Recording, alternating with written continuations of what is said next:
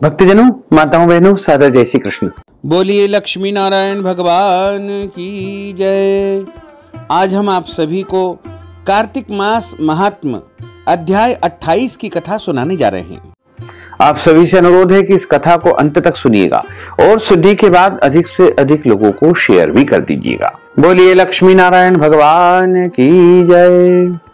गुरुर्ब्रह्मा गुरुर्विष्णु गुरुर्देवो महेश्वरा गुरुः साक्षात् परब्रह्म तस्मै श्री गुरुवे नमः।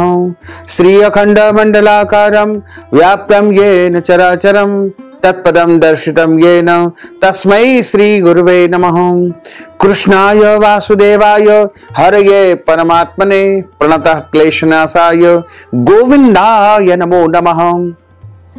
वसुदेव सुतं देवं कंसचाणूरमर्दनं देवकी परमानंदं कृष्णं वंदे जगद्गुरुं।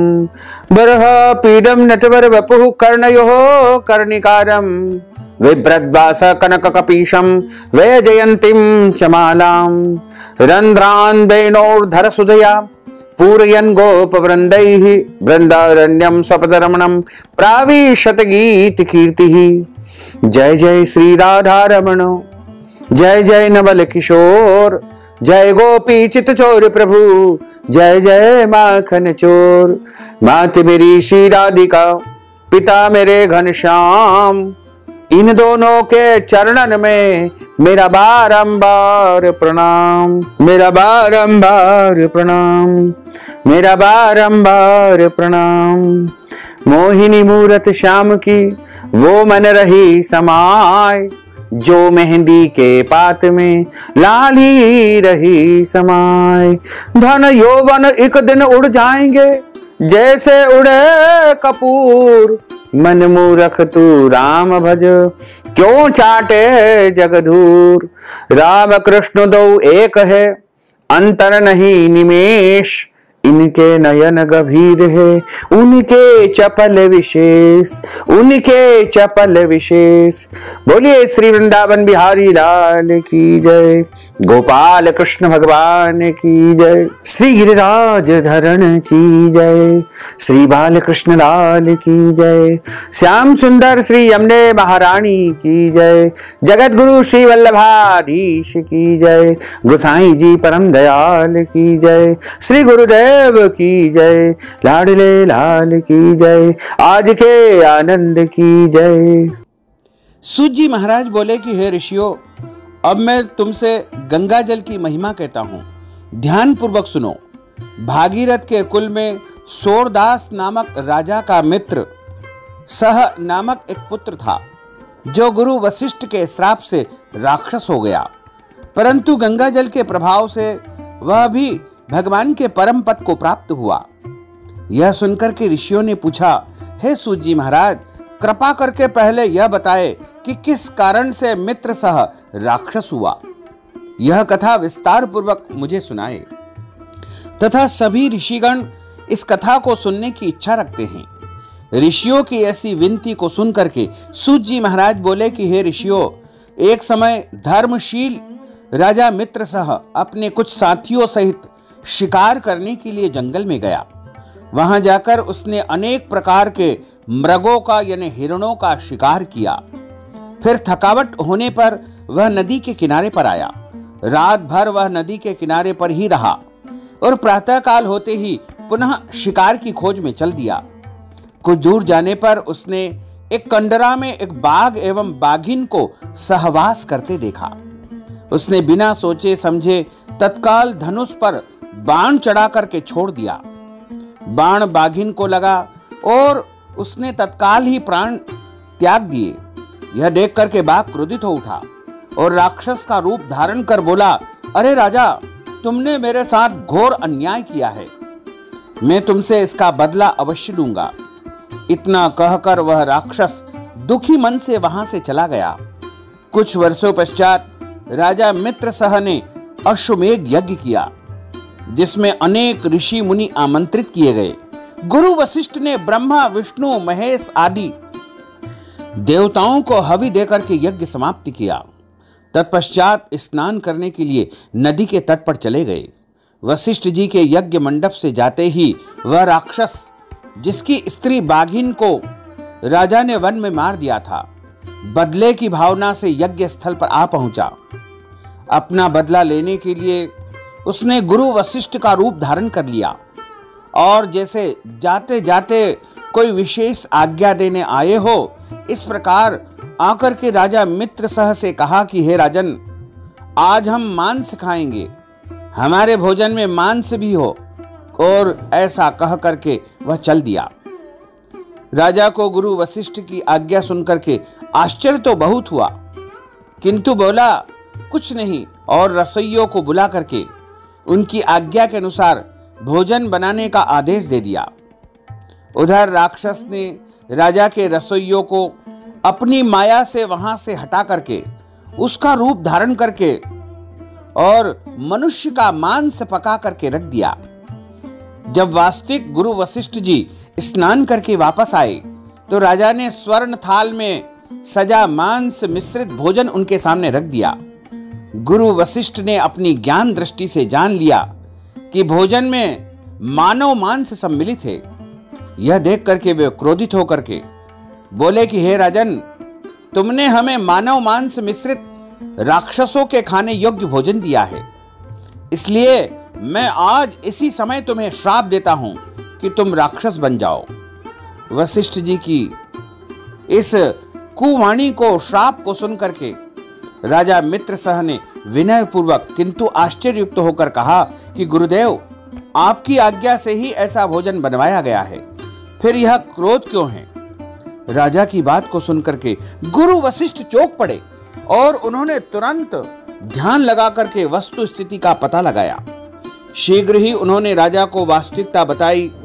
तब राजा भी क्रोध में आ गया और अंजलि में जल लेकर बोला कि आपने मुझ निरपराध को श्राप दिया है, अतः मैं भी आपको श्राप दूंगा।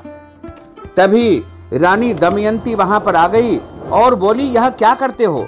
आप क्षत्रिय हैं, आपका गुरु पर रोष करना उचित नहीं है। ऐसा करने वाला वन में जाकर के ब्रह्म राक्षस बनता है, इसलिए आप क्रोध का त्याग करें और जो आपके भाग्य में लिखा हुआ है उसे आपको भोगना ही पड़ेगा। रानी की बातें सुनकर के राजा ने क्रोध का परित्याग कर दिया और विचार करने लगा कि अब क्या किया जाए। फिर अंजलि में श्राप देने के उद्देश्य से जल जो लिया था उसने अपने पैरों पर डाला। जो ही उसने अपने पैरों पर डाला, उसके पैर काले पड़ गए, जिसके कारण उसका नाम कल्माशपात पड़ा। इसी नाम से वह राक्षस के रूप में विख्यात हुआ। निरपराध राजा गुरु वशिष्ठ के चरणों में गिर पड़ा और बार बार क्षमा मांगते हुए वह अपनी मुक्ति का उपाय पूछने लगा।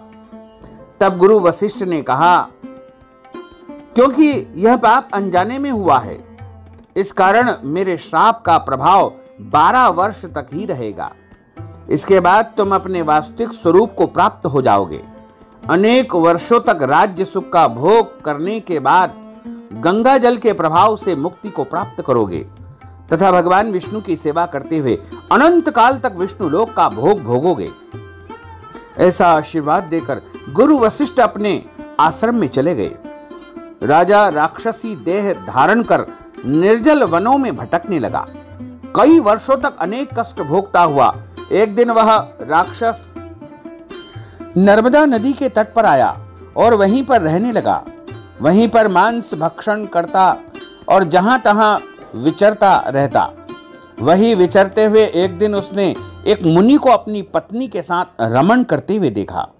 राक्षस भूख से व्याकुल था, अतः उसने भूखे सिंह की भांति झपट करके मुनि को पकड़ लिया। मुनि की पत्नी ने जब अपने पति को राक्षस के हाथों में देखा तो वह राक्षस रूपधारी राजा से विनय पूर्वक बोली, आप वास्तव में राक्षस नहीं बल्कि सूर्य कुल में उत्पन्न मित्रसह नामक राजा हैं। आप मेरा पुत्र अभी बहुत छोटा है, अतः बिना पति के इस वन में कैसे अपना जीवन निर्वहन करूंगी, इसलिए आप इन्हें प्राण दान दे। प्राण दान से बढ़कर के कोई दान नहीं होता है, इनको जीवन दान आपको देना चाहिए। मगर राक्षस पर उसकी बातों का कोई प्रभाव न पड़ा। और वह उसी प्रकार उसे खा गया जिस प्रकार व्याघ्र हिरण के बच्चे को पकड़ के खा जाता है। तब मुनि की स्त्री बहुत दुखी हुई और उसने उसे श्राप देते हुए कहा कि तुमने मैथुन करते हुए मेरे पति को मारा है। इस कारण जब भी तुम मैथुन करोगे मृत्यु को प्राप्त होकर पुनः राक्षस योनि को प्राप्त करोगे। इस प्रकार एक साथ 2 श्राप सुनकर के राक्षस कल्माशपाद भी क्रोधित हो उठा और बोला कि हे दुष्टे, तुमने एक अपराध के लिए मुझे 2 श्राप दिए हैं, इसलिए तुम भी पिशाचिनी बन जाओ। इतना कहते हुए वह स्त्री पिशाचिनी हो गई और भूख प्यास से व्याकुल होकर उसी वन में भटकने लगी। सूत जी महाराज बोले कि हे ऋषियों, इस प्रकार वह पिशाचिनी और राक्षस दोनों घूमते हुए नर्मदा नदी के तट पर एक वृक्ष के नीचे आकर के ठहर गए। जिस वृक्ष के नीचे आकर वे ठहरे थे उस पर गुरु की निंदा करने वाला एक ब्रह्म राक्षस रहता था। उन्हें देख करके वह ब्रह्म राक्षस बोला, तुम कौन हो और किस पाप के कारण इस दशा को प्राप्त हुए हो? तब राक्षस बने राजा मित्रसह ने उसे अपने और पिशाचिनी के विषय में बताकर कहा कि अब आप अपने विषय में भी हमें बताइए। यह सुनकर के ब्रह्म राक्षस बोला, हे मित्र, बहुत समय पहले मैं मगध देश में प्रवीण सोमदत्त के नाम से एक ब्राह्मण था। मैंने एक दिन अपने आप को बहुत बड़ा विद्वान मान करके अहंकारवश अपने गुरु का अपमान कर दिया। इसी पाप के कारण मैं इस योनि को प्राप्त हुआ हूँ। इस जन्म में भूख से पीड़ित होकर मैंने अनेक प्रकार के ब्राह्मणों का वध किया है। गुरु का अपमान करने से प्राणी को निश्चय ही ब्रह्म राक्षस की योनि प्राप्त होती है। यह बात मैंने भली भांति जान ली है। तब कल्माशपाद ने पूछा, हे मित्र, यह बताओ कि गुरु की श्रेणी में कौन कौन आते हैं? ब्रह्म राक्षस ने कहा कि हे मित्र, वेदों को पढ़ने एवं सुनाने वाला, वेदों एवं नीति शास्त्रों का व्याख्याकार, वेदों के संदेह को दूर करने वाला, अन्नदाता, शिक्षक, भय दूर करने वाला, बड़ा भाई, गलत मार्ग पर चलने वाले को रोकने वाला, पिता, ससुर, मातुल, गर्भ से मृत्यु पर्यंत 16 संस्कार करने वाला तथा राजा, उन सबको शास्त्रों में गुरु कहा गया है, इसलिए ये सब वंदनीय होते हैं। यह सुनकर के कल्माशपाद ने फिर प्रश्न किया, हे मित्र, तुमने तो शास्त्रों में वर्णित अनेक गुरु कहे हैं, इनमें से कोई बड़ा भी है या सभी समान माने गए हैं? हे मित्र, यद्यपि हम राक्षस हैं और भूख प्यास से पीड़ित भी रहते हैं, परंतु शास्त्रों में कहा गया है कि गुरु महिमा के वर्णन से भी कल्याण होता है। इस करके मैं इसका वर्णन करता हूं। सब गुरु बराबर है और शास्त्रों में इस संबंध में क्या कहा गया है उसे ध्यान पूर्वक सुनो। ब्रह्म राक्षस ने कहा कि वेद तथा मंत्रों का उपदेश करने वाला, धर्म शास्त्रों एवं पुराणों का व्याख्याकार तथा उपदेशक ये विशेष गुरु माने गए हैं। इनमें से भी प्रमुख वह है जो देव पूजन करावे, देव पूजा का फल बतावे अथवा कोई गुरु मंत्र का, गुप्त मंत्र का उपदेश दे। हे मित्र, मैंने धर्म, अर्थ, काम और मोक्ष प्रदाता सभी पुराण गौतम ऋषि से सुने हैं। सूत जी महाराज बोले कि हे ऋषियों, इस प्रकार अपनी कथा का वर्णन करते हुए ब्रह्म राक्षस ने कल्माशपाद से कहा, एक समय में भगवान शिव का पूजन कर रहा था। उसी समय महर्षि गौतम वहां पर आ पहुंचे और मैं पूजन में ही लगा रहा। मैंने अभिमानवश खड़े होकर के उन्हें प्रणाम भी नहीं किया। तब शिवजी ने गुरु का अपमान करने के कारण मुझे ब्रह्म राक्षस बना दिया। इतना कह करके इतनी कथा को सुना करके सूत जी महाराज ने कहा कि हे ऋषियों, इस प्रकार गुरु की महिमा का वर्णन करने तथा सुनने से उन तीनों के पाप नष्ट हो गए। तभी उन्होंने कुछ दूरी पर गर्ग मुनि को उसी दिशा में आते हुए देखा तो पिशाचिनी तथा दोनों राक्षस दूर से ही कहने लगे, हे महात्मन, आपको नमस्कार है। हमने कितने ही ब्राह्मण खा डाले हैं, परंतु महादेव जी का स्मरण करने के कारण आप सुरक्षित हैं। यह सुनकर के गर्ग मुनि ने अपने कमंडल से तुलसी युक्त गंगा जल लेकर उन पर छिड़का। हे ऋषिगणों, जल का स्पर्श होते ही वे तीनों राक्षस योनि से मुक्त होकर के देव रूप हो गए। ब्राह्मणी एवं सोमदत्त विष्णु रूप होकर गर्ग मुनि की स्तुति करने के बाद विष्णु लोक को चले गए। उन दोनों के वैकुंठ गमन के उपरांत श्राप मुक्त होकर राजा मित्र सह सोच में पड़ गया। उसे किस प्रकार सोच में निमग्न देखकर गुप्त रूप से सरस्वती जी ने इस प्रकार कहा, हे राजन, तुम किस प्रकार की चिंता मत करो। राजा, राज्य सुख भोगने के बाद तुम्हें ही विष्णुलोक की प्राप्ति होगी। सरस्वती जी के वचन को सुनकर के राजा प्रसन्न हो गया। उसकी सभी शंकाएं दूर हो गई। तत्पश्चात उसने अपने गुरु का स्मरण किया और गर्ग मुनि को प्रणाम करके गंगा जी की स्तुति की। फिर भगवान विष्णु का स्मरण करते हुए काशी नगरी की ओर चला गया। काशी में वह 6 माह तक रहा।